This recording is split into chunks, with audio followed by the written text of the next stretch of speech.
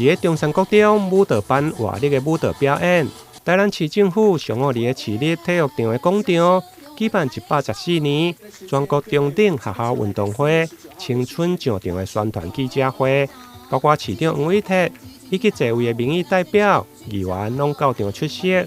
现场市长并且邀请侪位的台南杰出的选手，穿上全中运赛事的服装来助秀，充分展现全中运的青春加活力。左边哦，左边也帮我们看一下喽，左边。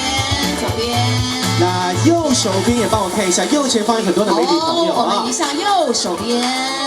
全中运在台南 ，Go！我们今天会公布这个选统运动服装啊，非常非常好看哦那也是突破过去这个很多年来有很制式的那运动服，那它的色彩还有这个它的式样都经过名家设计，所以可看性、可穿性，而且是这个全中运之后还是可以长期的穿，非常非常的实用哦。市府为展现帮助选手的决心。会场嘛展示了特别制作的大型举重杠铃的道具，有着拄伫全国原住民运动会拿下冠军的举重好手方婉玲，指导市长举重的要领，两个人的互动嘛，互现场增添了袂少的趣味。我们的张炬跟于洋与肩同宽，与肩同宽，好，与肩同宽的部分，然后分2个动作，好。一次举到了你的肩膀上，一次举到市长看起来好像非常的轻松哎，那我们就直接退过来了，好不好？这个哇，市长140，轻而易举哎，140公克，不错，很重。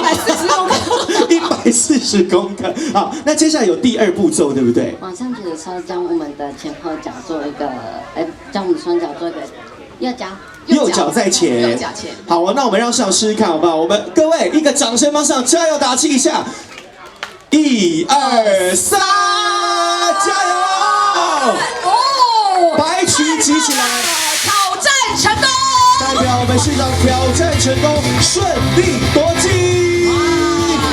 为迎接全国中等学校运动会，台南市唔定做好万全的准备，迎接来自全国各地将近2万名的年轻选手甲伫教练，除了邀请全国的民众伫个4月19到24来台南观赏全中运精彩的赛事，